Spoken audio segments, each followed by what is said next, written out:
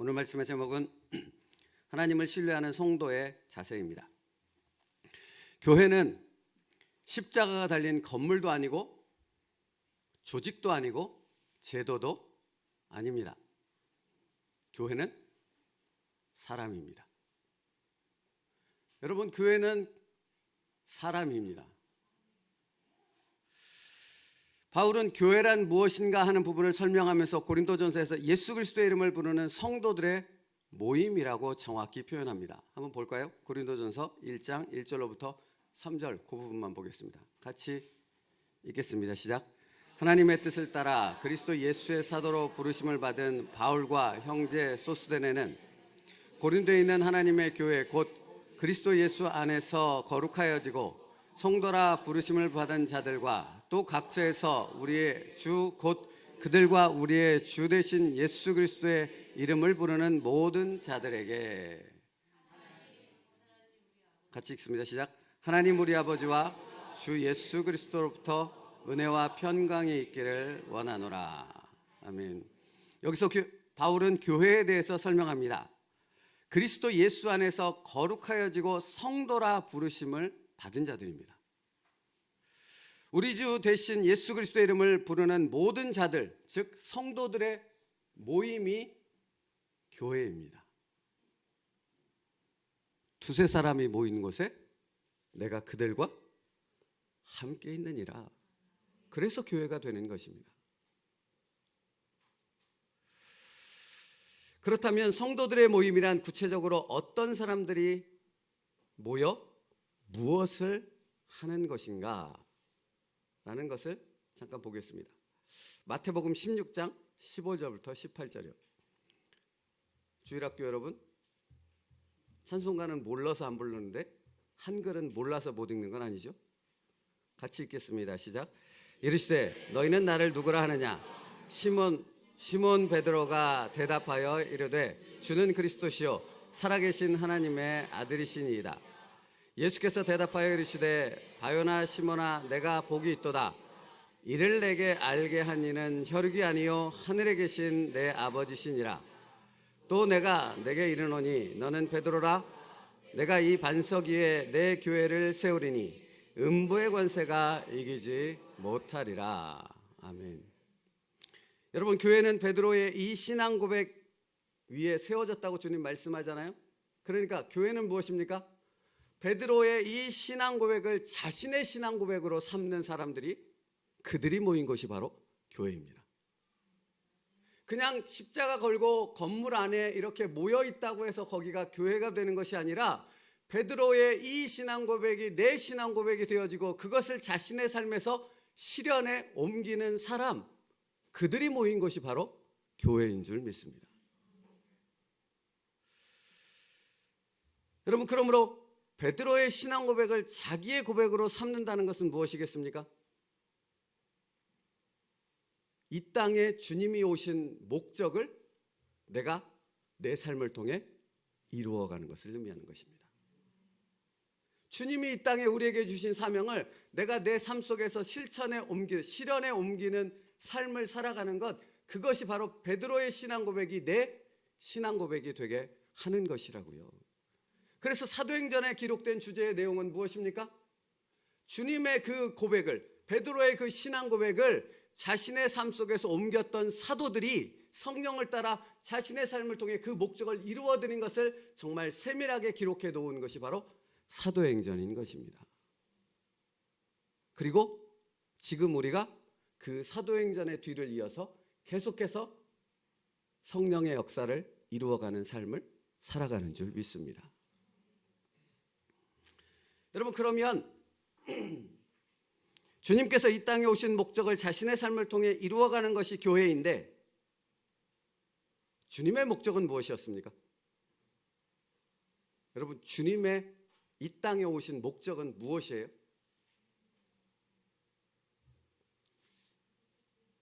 웅어로 말씀 보겠습니다.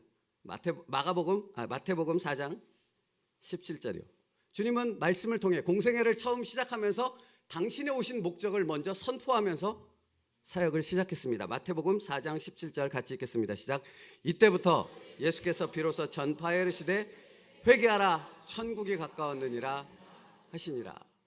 여러분, 주님의 사역의 목적은 무엇입니까?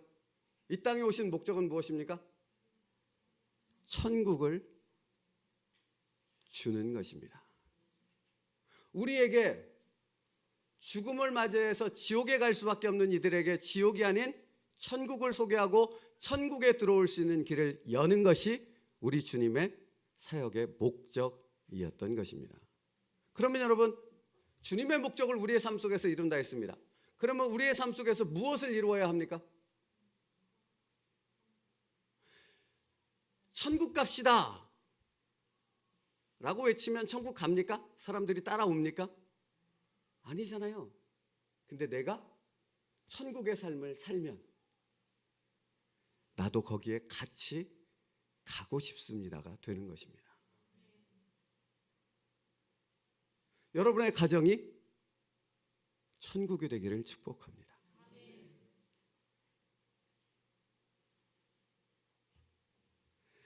주님이 이 땅에 오신 목적은 인간을 구원하여 천국으로 인도하는 것이었습니다. 천국으로의 구원을 위하여 주님은 그래서 말씀을 가르치셨고 십자가를 지셨던 것입니다. 그러므로 여러분, 우리가 계속해서 묵상했던 것처럼 자기를 부인하고 날마다 자기 십자가를 지고 나를 따를지니라. 고난과 역경의 삶을 살아가야 한다라는 부분을 얘기하는 것이 아니지요. 너희의 삶을 통해 무엇이 이루어지길 원한다? 천국이 이루어지길 원한다. 그건 자기 부인과 자기 십자가를 지는 삶이 되지 않는다면 절대로 천국이 이루어질 수 없는 것이기 때문에 그런 것입니다. 주님이 어떻게 이 땅에 천국을 소개하시며 천국의 문을 여셨습니까? 십자가에서 죽으심을 통해서입니다. 그래서 우리가 천국에 들어와 있는 줄 믿습니다. 그러므로 여러분, 천국은 죽어서 가는 것이 아니지요. 당신의 삶의 현실 속에서 경험하고 누리는 곳이 천국인 줄 믿습니다.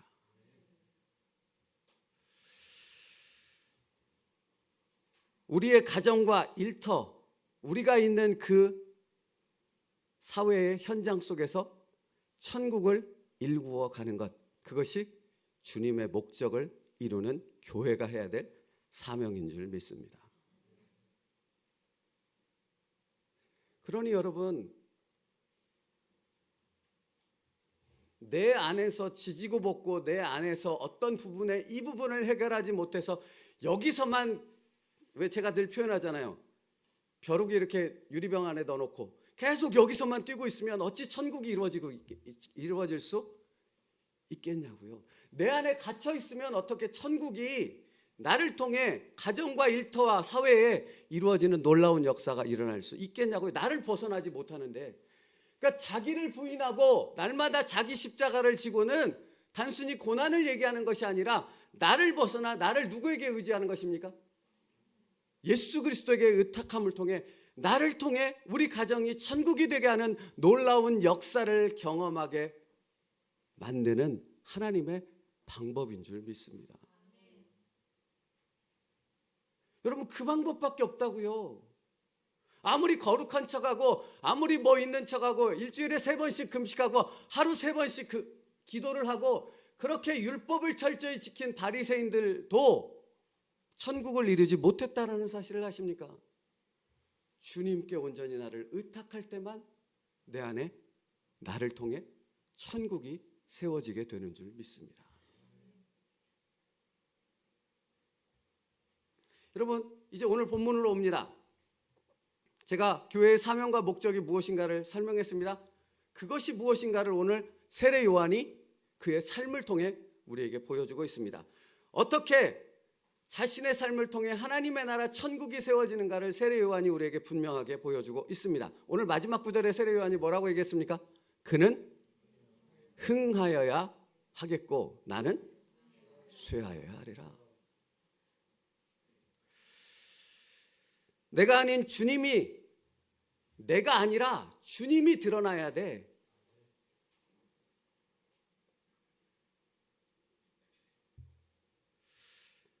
여러분, 왜 그래야만 합니까? 왜 나는 죽어야 되고 주님은 내가 죽을 때 살아나는 것입니까? 한편으로 생각해 보면 이럴 수 있지 않습니까? 나도 살고 주님도 살고, 나도 영광 받고 주님도 영광 받고, 누이 좋고? 이래야 좀 호흡이 왔다 갔다 하죠. 여러분, 누이 좋고 매부 좋고 아닙니까?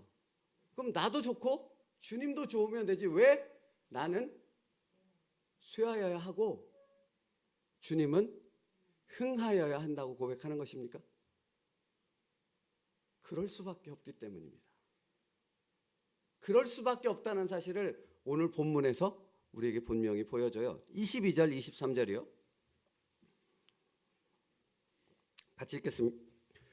주일학교 여러분, 같이 읽겠습니다. 나승주, 같이 읽습니다. 시작.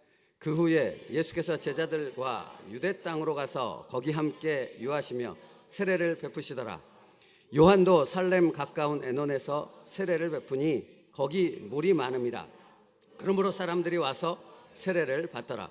이 두 구절을 통해 우리는 다음과 같은 사실을 확인할 수 있습니다. 첫째, 예수님께서 사역을 시작하셨는데 예수님의 사역이 세례 요한의 사역과 이렇게 겹치게 되어졌다는 사실을 알게 되어져요. 장소만 겹쳤던 것이 아니라 그 사역의 내용도 겹쳤다라는 사실을 오늘 본문에서 말해줘요. 세례를 베푸시더라. 요한이 세례를 베푸니 라고 말하셨습니까? 그 뭔가 이렇게 비슷하게 교차되면서 공통됨을 통해서 무엇이 발생해요? 사실 오늘 설교 넣었다가 뺐던 부분인데 옳지 않은 부분입니다. 한 건물에 교회가 이렇게 서로 마주보고 딱 개척을 해서 이렇게 세워져요. 먼저 있었는데 이렇게 교회가 문 하나를 사이에 두고 이렇게 마주 봐요. 잘된 것입니까? 잘못된 것입니까? 너무 극단적인 질문이 됐나요? 잘됐고 잘못됐다 중요한 것이 아니라, 여기서 제가 어떤 얘기를 들었냐면, 이렇게 딱 먼저 있었던 교회에도 한 교회가 왔어요. 그러니까 먼저 있던 교회 목사님이 이 교회 목사님을 찾아가서 상도덕이 있는데 이러면 됩니까? 라고 얘기했답니다. 그러니까 제가 그 말을 이해를 못 하겠더라고요. 무슨 상도덕이죠 이건? 이게 이익 집단이에요? 기업이에요? 나올 수 없는 얘기잖아요. 그죠? 왜 이 얘기를 하냐면 예수님의 사역과 세례 요한의 사역이 겹쳐졌어요. 하나님의 나라, 하나님의 관점에서 보면 이건 아무런 문제가 되지 않습니다. 동일한 방향과 동일한 목적을 향해 나아가는 것인데 뭐가 문제가 돼요? 근데 사람들에겐 문제가 되어졌던 거죠. 갈등의 요인이 되어졌어요. 25절이요. 25절 같이 읽습니다. 시작. 예, 요한의 제자 중에서 한 유대인과 더불어 정결의식에 대하여 변론이 되었더니, 여러분 여기서 정결의식이라 하면 앞서 말한 세례를 의미해요. 그런데 그것에 대해서 유대인과 더불어 변론이 되었더니, 이 원어로 살펴보면 그냥 논쟁을 했다라는 의미가 아니라 굉장히 격하게 싸웠다라는 의미를 말하고 있어요. 근데 누가 싸웠어요? 세례 요한의 제자들과 유대인들이. 그러면 이들이 싸운 주제는 무엇이겠습니까? 예수님도 세례를 베풀고 세례 요한도 세례를 베풀고, 사실 요한복음 4장에 가면 예수님이 세례를 베푼 게 아니라 예수님의 제자들이 세례를 베풀었다고 표현되어 있어요. 어쨌든 예수님의 사역 쪽에서도 세례를 베풀고 세례 요한 쪽에서도 세례를 베풀었어요. 근데 유대인들이 이런 질문을 하는 겁니다. 세례 요한의 제자들한테 어떤 세례가 더 능력이 있어? 이 말이 됩니까? 여러분, 이런 되도 안 되는 질문을 하면 쳐버리세요. 그냥 대꾸조차 필요 없는 거예요. 근데 세례 요한의 제자들은 그렇지 않았던 것이죠. 어떤 세례가 더 능력 있고 어떤 세례가 더 중요한 것이야? 라는 질문을 받자 마음에 격동하기 시작하는 거죠. 감정이 복받쳐 올라오기 시작하는 거죠. 왜? 자신들의 선생이 훨씬 더 위대해야 하니까요. 그러니까 격렬하게 논쟁을 붙는 겁니다. 당연히 세례 요한의 세례가 더 중요하지, 먼저 했잖아.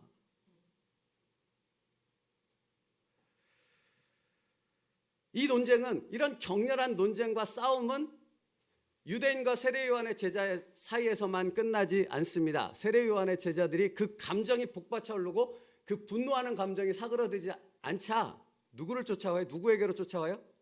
세례 요한에게로 쫓아옵니다. 그리고 이렇게 말합니다. 26절이요. 같이 읽습니다. 시작. 그들이 요한에게 가서 이르되 랍비여, 선생님과 함께 요단강 저편에 있던 이 곧 선생님이 증언하시던 이가 세례를 베풀매 사람이 다 그에게로 가더이다. 뛰어나 보세요. 사람이 다 그에게로 가더이다. 이 얘기가 무슨 얘기예요? 시기심과 불편함과 원망이 담겨 있죠. 아니, 요한 선생님 보십시오. 당신이 이렇게 훌륭한 교회를 세우고 이렇게 훌륭한 사역지를 만들고 많은 사람을 모았는데 점점 더 다 어디로 가요? 예수님 있는 쪽으로 갑니다. 왜 가만히 보고만 있습니까? 이런 논쟁들이 있는데 왜 이런 논쟁을 허용하십니까? 당신이 최고임을 드러내십시오. 가만히 있지 마시고. 여러분, 사람의 마음 가운데 사단이 그냥 들어오지 않는다니까요. 허용해야지 들어와요. 내가 무언가를 허용해야지. 시기심과 불편함과 자기의 목적에 대한 그 어떤 생각이 집중되자 사단이 들어와서 그것을 격동시키는 거죠. 그러니 뭐라고 말해요? 세례를 베풀매 사람이 다 그에게로 가더이다. 여러분, 이 말씀의 진의는 무엇입니까? 지금 세례 요한의 제자들이 세례 요한을 걱정합니까? 그의 사역을 걱정하는 것입니까? 그를 통해 하나님의 나라를 세우는 것에 대한 걱정입니까? 아니지요. 자기 자신의 생각에 대한 부분을 얘기하는 거죠. 자기 생각, 자기 목적, 자기 세력이 약화되는 것. 그죠? 그 부분에 대한 얘기죠. 포장을 했을 뿐이지.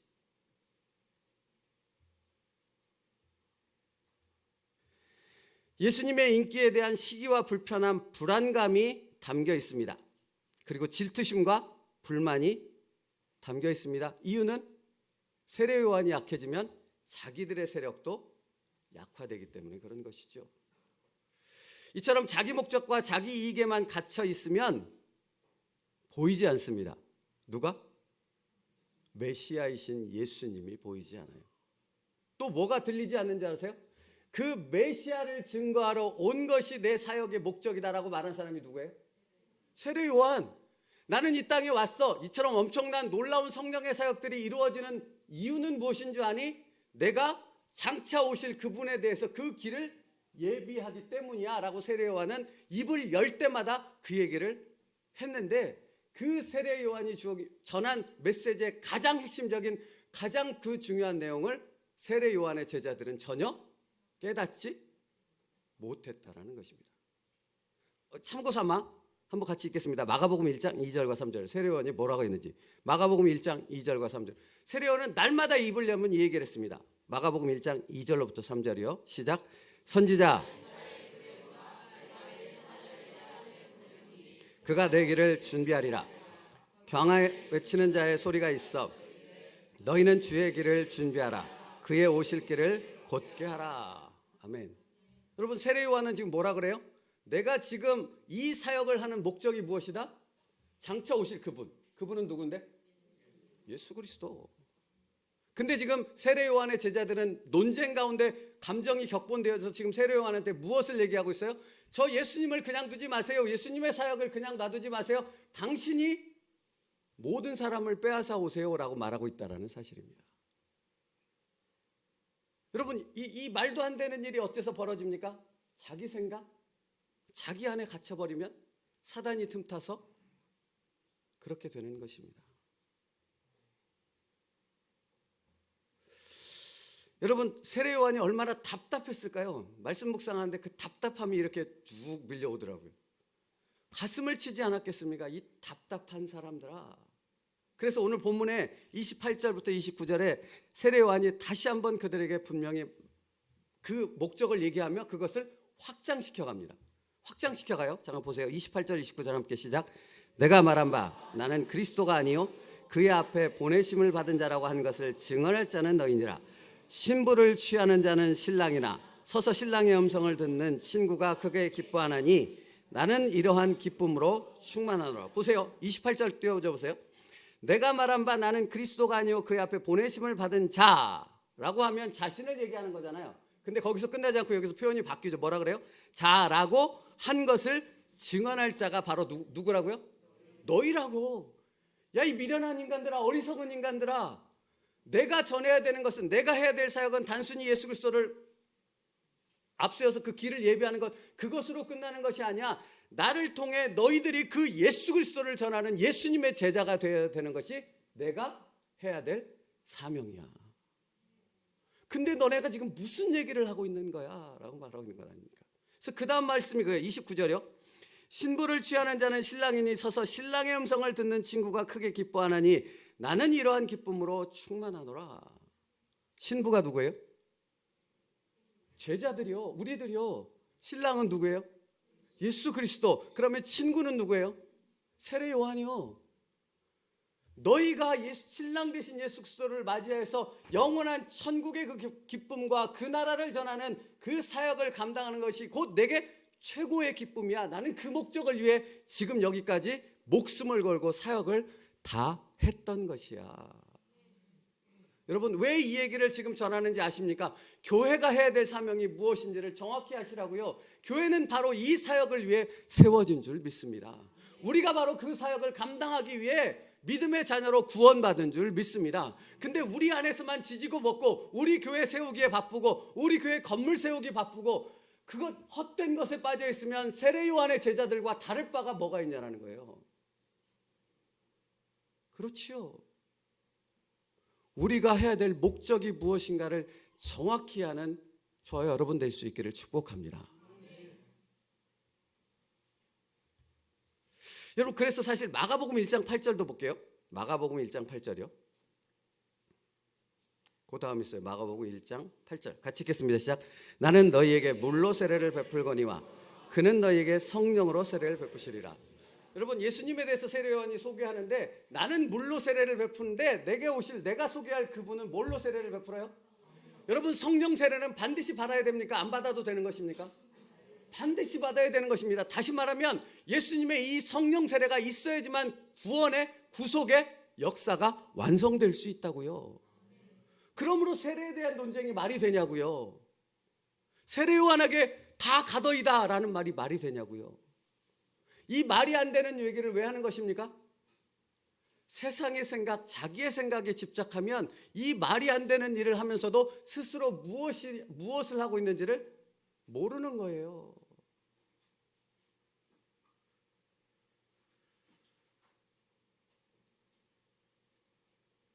사랑하는 성도 여러분, 그래서 사단은 교만으로 우리를 유혹하는 것입니다. 보세요. 디모데전서 6장 4절이요. 디모데전서 6장 4절. 그는 교만하여 아무것도 알지 못하고 변론과 언쟁을 좋아하는 자니 이로써 투기와 분쟁과 비방과 악한 생각이 나며. 여러분, 왜 분쟁합니까? 왜 악한 생각으로 가득합니까? 교만이 그 원인이라는 겁니다. 그러면 교만은 무엇입니까? 여기 주님의 뜻, 주님의 말씀이 아니라 나로 집중했으면 교만하는 겁니다. 여러분, 그것을 벗어나기 위해서, 그것을 벗어나 천국을 이루는 자 되게 하기 위해서 주님이 나를 위해 십자가에 달려 죽으셨음을 믿습니다. 그러므로 여러분, 자꾸 내 감정이, 내 생각이 나에게 집착하고 나의 어떤 부분에 집착할 때마다 우리는 예수 그리스도의 십자가 앞에 나아가서 그것을 십자가에 못 박고 주님의 말씀을 내 안에 담아야 할 줄 믿습니다.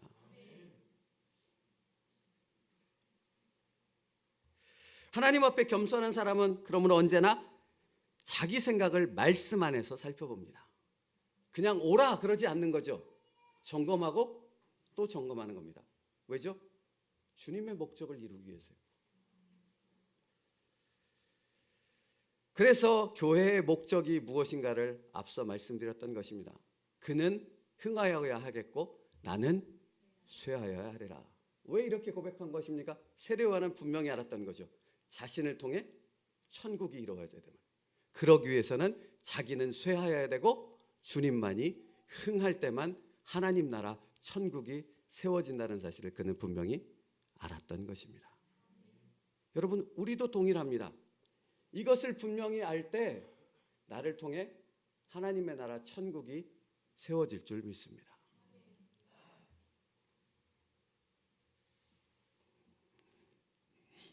여러분, 그러므로 그는 흥하여야 하겠고 나는 쇠하여야 하리라, 이러한 신앙 고백은 그냥 누구나 저절로 할 수 있는 것이 아니라는 사실을 세례 요한이 말해주고 있어요. 어떤 사람이 이런 신앙 고백 가운데로 천국을 세우는 삶으로 나아갈 수 있습니까? 그게 바로 27절이에요. 오늘 말씀의 제목이 27절에서 나왔는데 27절이요. 27절 같이 읽겠습니다. 시작. 대답하여 이르되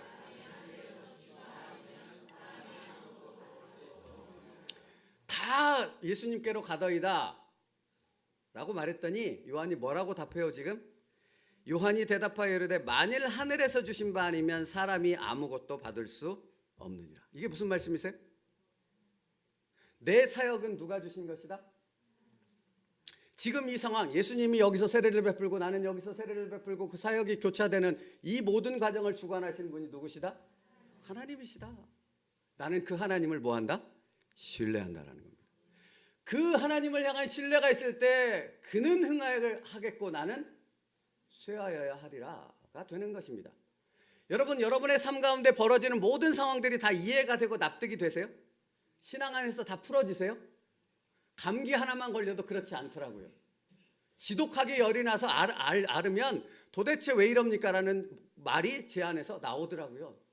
여러분, 우리의 이성과 우리의 생각, 우리의 경험으로 다 이해할 수 없습니다. 그러나 우리는 믿음의 길을 걸어갑니다. 왜죠?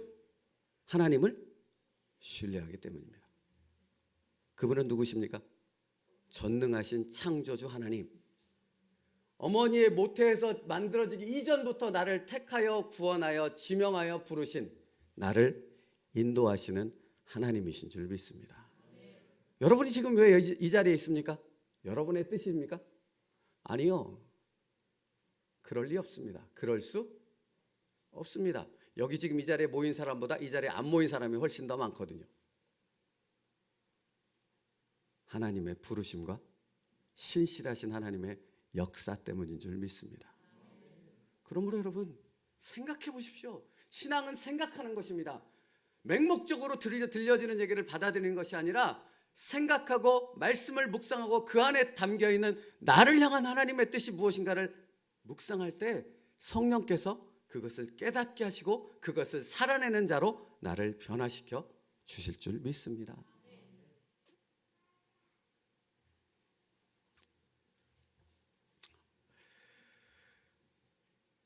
여러분, 바로 이런 것을 이루는 것이 성도들이며 그런 성도들이 모이는 것이 교회입니다. 그러므로 교회가 이것을 알지 못하면, 또 이것을 놓쳐버리면 어떤 집단으로 바뀌는 줄 아세요? 이기적이고 논쟁과 분파와 분쟁만 가득한 그런 세상보다도 못한 집단으로 전락해 버리는 것입니다. 여러분, 사단은 언제든지 교회를 그렇게 틈타서 도전하고 유혹하고 시험해요. 그죠? 저도 그렇고 여러분도 그렇고 여러분의 마음에 허용하는 순간 그렇게 비집고 들어가서 공동체를 무너뜨리려 하는 것입니다. 교회 공동체를. 왜죠? 교회 공동체가 무너지면 천국이 이 땅 가운데 세워질 수 없잖아요.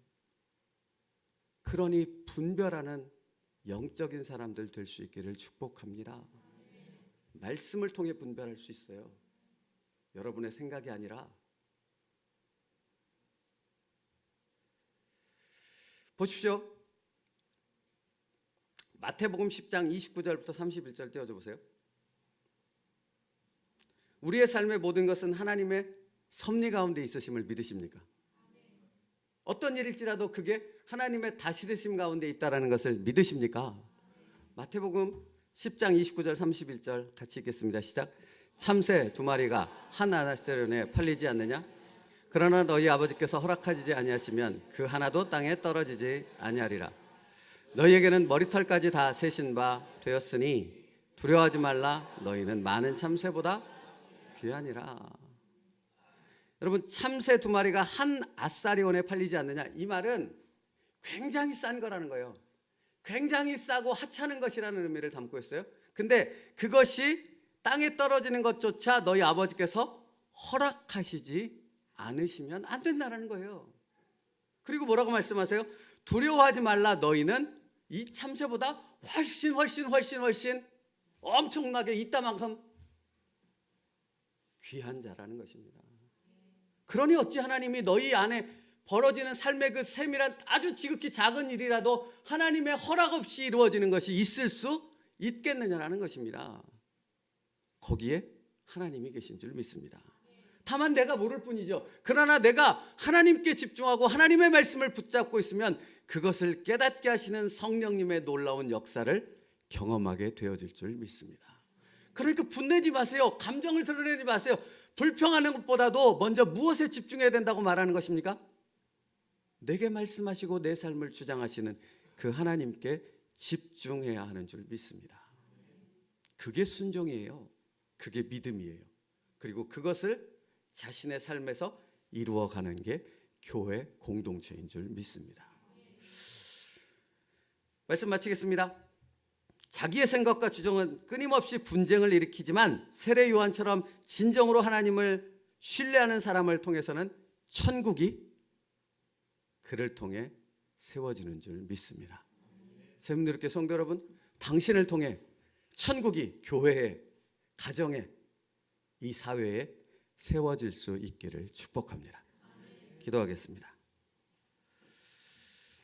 살아계신 하나님, 교회는 주님의 목적을 이루는 사람들이 모인 공동체임을 말씀을 통해 깨닫게 하셨습니다. 그것은 바로 그는 흥하여야 하겠고 나는 쇠하여야 하리란 세례 요한의 고백처럼 우리가 주님 앞에 나의 삶을 도구로 내어드리며 나를 십자가에 못 박을 때 그 놀라운 역사가 일어남을 믿사오니 한 주간의 삶 속에서 우리의 가정, 우리 교회, 우리의 일터가 나를 통해 천국이 되어지는 놀라운 역사가 일어나게 하여 주시옵소서. 주님의 말씀을 담으며 그 말씀에 순종하기 위한 우리의 하나님 앞에서의 겸손함이 있을 때 그 놀라운 역사가 반드시 일어날 줄 믿습니다. 예수님의 이름으로 기도 올리옵나이다. 아멘.